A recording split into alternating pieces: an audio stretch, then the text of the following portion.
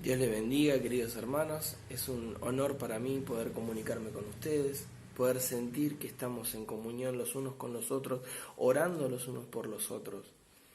Estoy muy feliz, hermanos, de que Dios nos está cuidando y que está haciendo grandes cosas a través de esta circunstancia que nos toca pasar. Dios está llegando a muchas almas, mucha gente está creyendo y está viniendo a los pies de Cristo por esto que está pasando. Así que le damos gloria a Dios porque Él, en el medio de la prueba y en el medio de las luchas y de las situaciones que nos toca atravesar, Él está con nosotros, podemos ver su mano. Le damos gracias a Dios por su providencia y porque sabemos que Él va a estar con su pueblo todos los días hasta el fin del mundo.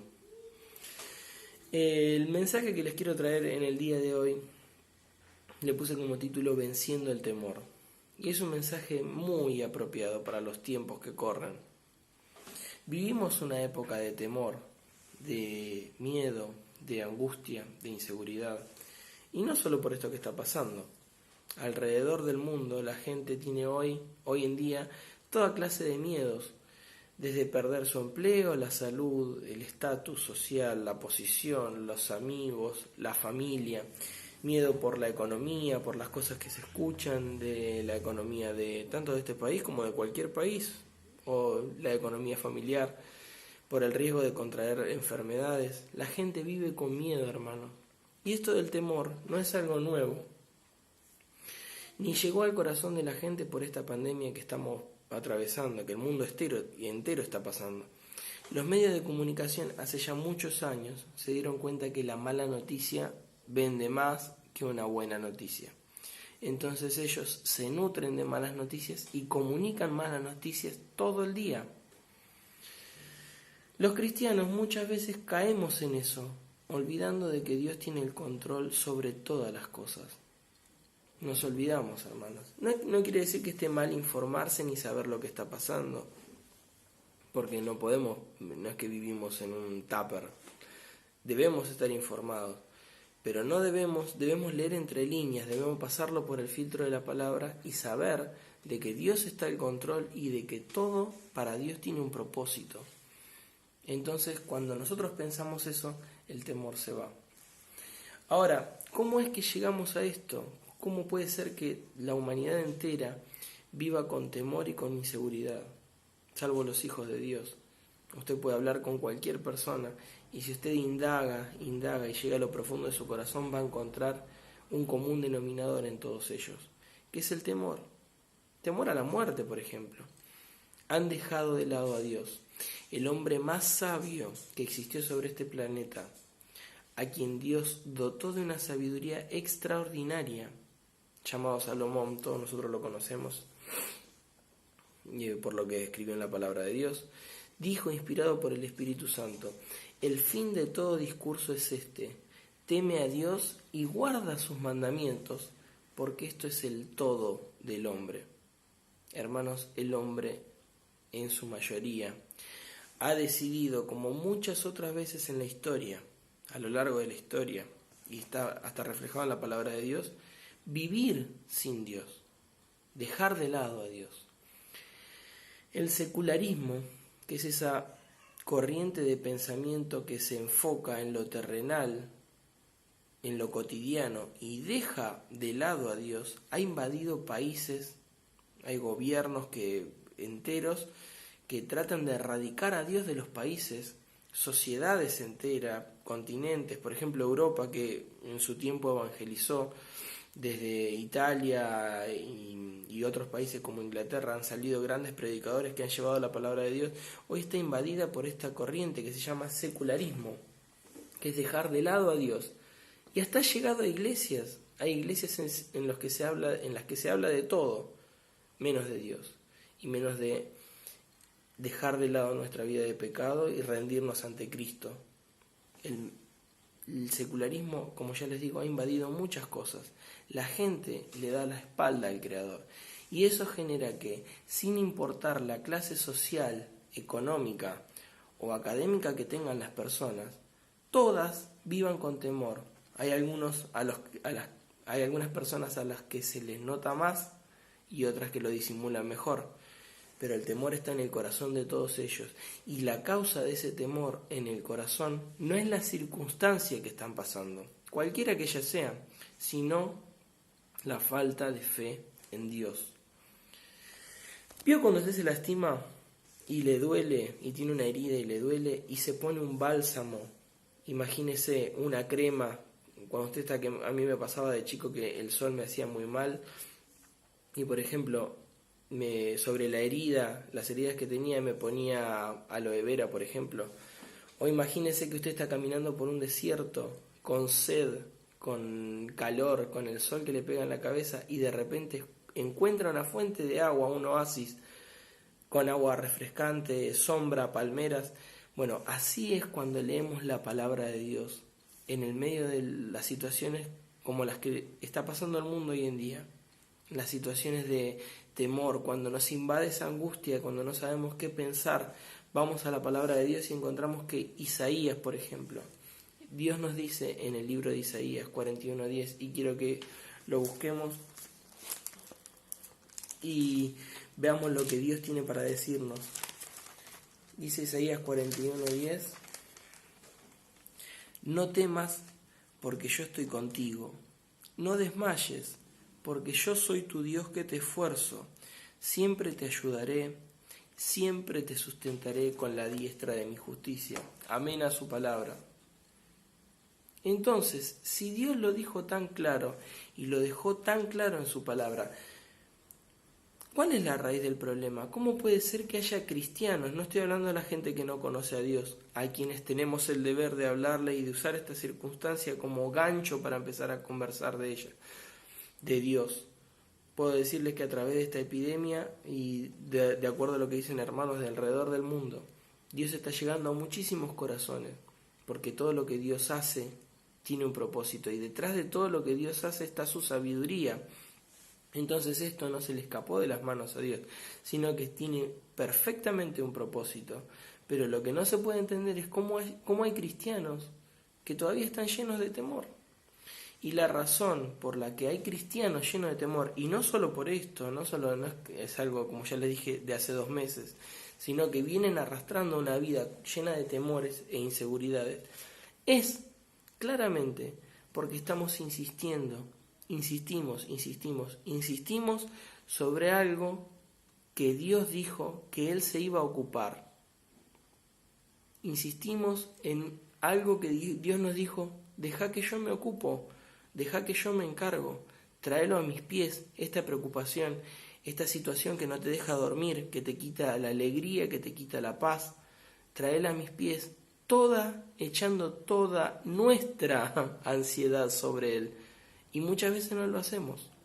No llevamos nuestras preocupaciones, nuestros temores, nuestras ansiedades a sus pies. Él dijo que Él se iba a encargar y nosotros lo hacemos de lado y decimos, no, deja que yo primero lo intento con mi inteligencia, con mi intelecto, con mi sabiduría, con mi experiencia, con todo lo que yo ya pasé, tengo tantos años, esto, lo otro. No lo dejamos a Dios actuar. Y Dios dijo que Él iba a estar con nosotros todos los días hasta el fin del mundo. Pase lo que pase, Él iba a estar con nosotros. Y nadie, ningún pensador, ni ningún filósofo de alrededor del mundo puede darse el lujo de decir que Él es fiel y verdadero. Solo nuestro Dios, solo Jesús puede decir que Él es fiel y verdadero. Y por tanto, sus promesas son fieles y verdaderas. Podemos confiar en Él, podemos descansar en Él. Es raro, hermanos, pero hay hijos de Dios a los que les cuesta mucho descansar en Dios. Y aprovechemos este tiempo que tiene que ser de reflexión para descansar en sus promesas y en lo que Él ha dicho en su palabra.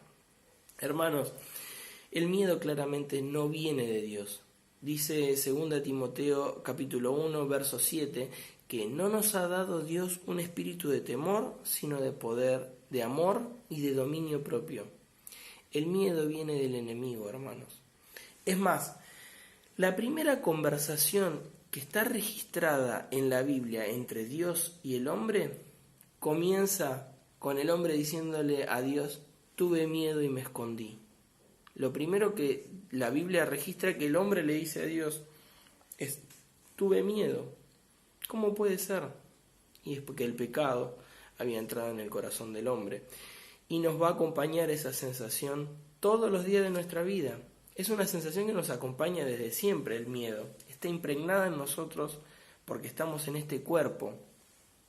El miedo, hermanos, implica angustia, inquietud, una sensación de alarma interna por un peligro que puede ser real o imaginario, pero no nos deja dormir, no nos deja vivir en paz. Esa es la definición.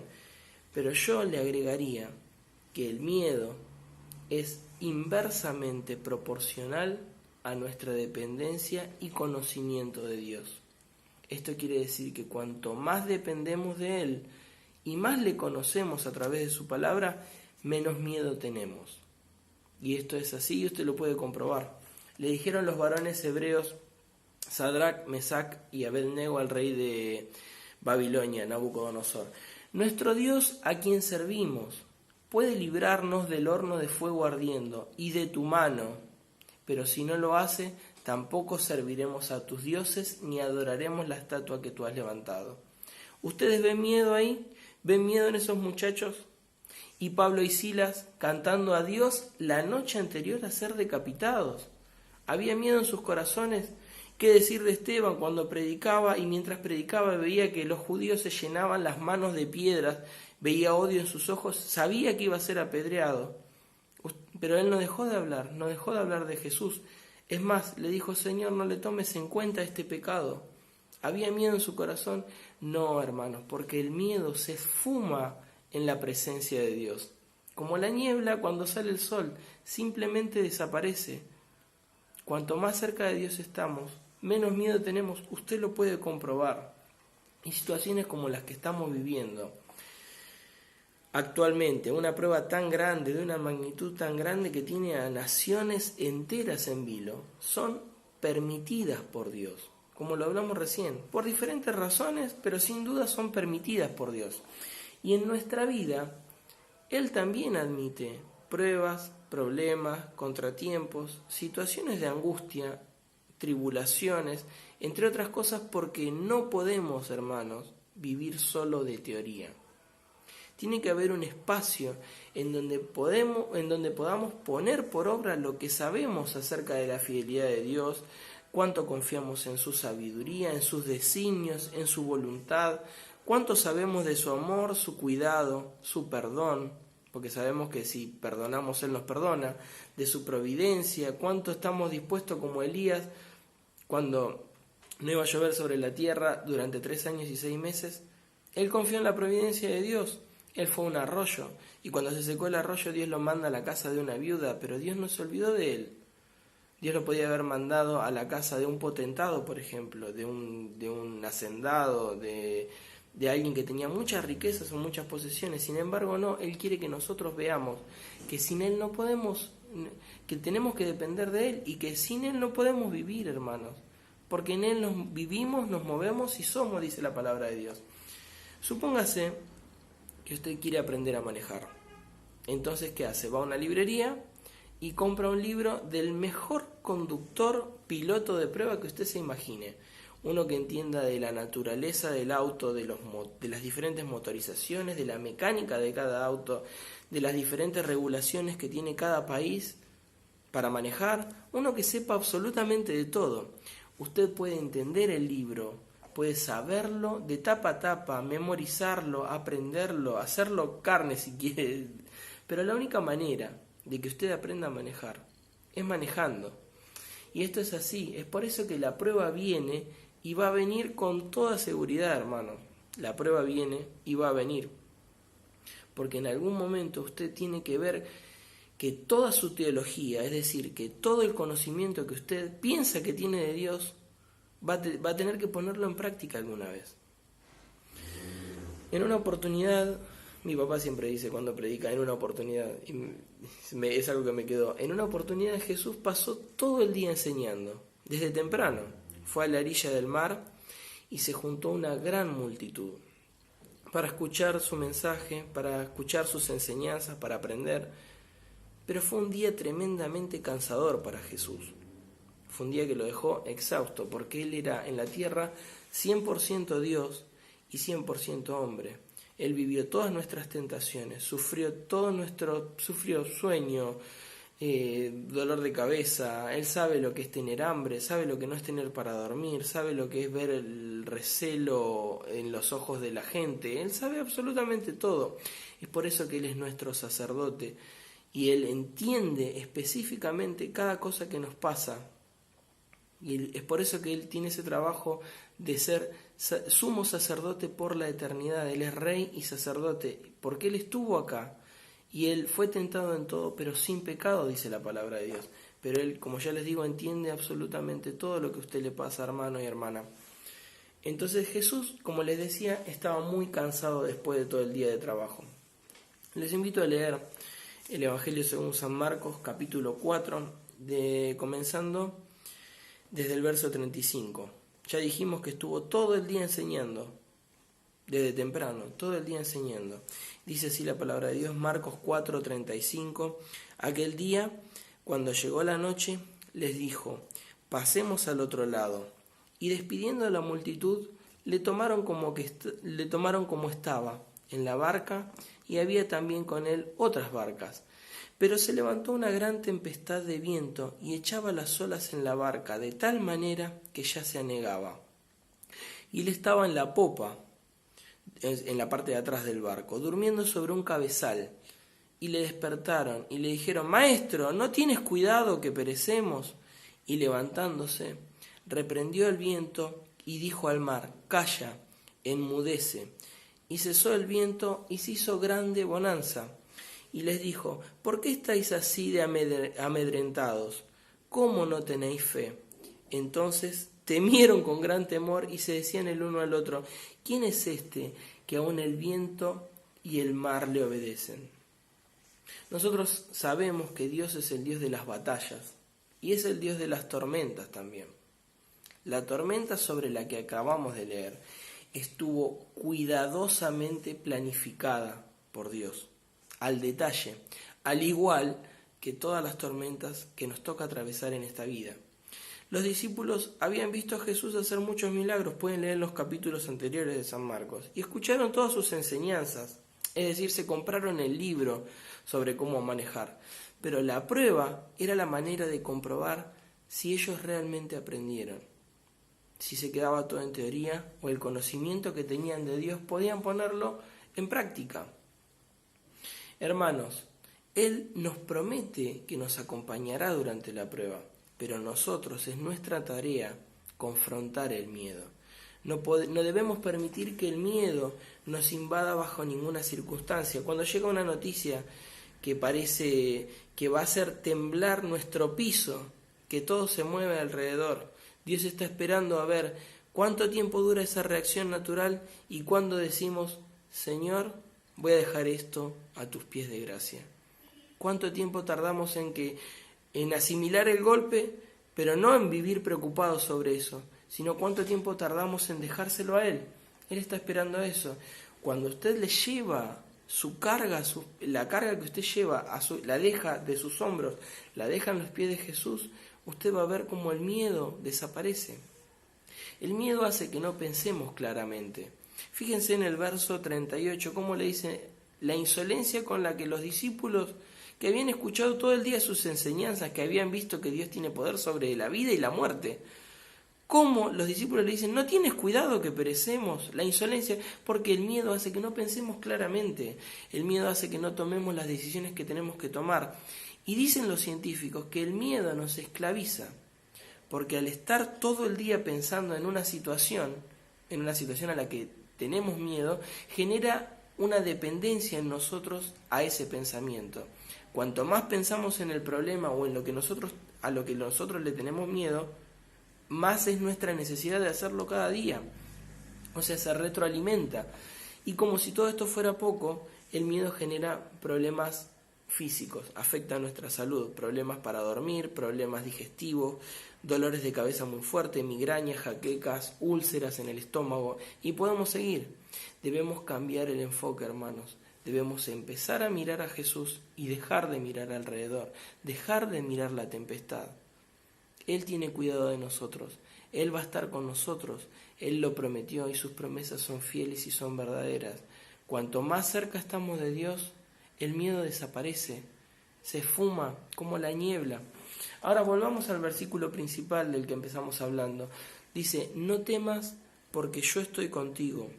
No desmayes porque yo soy tu Dios que te esfuerzo. Siempre te ayudaré, siempre te sustentaré con la diestra de mi justicia. ¿Ha cambiado Dios? Claro que no.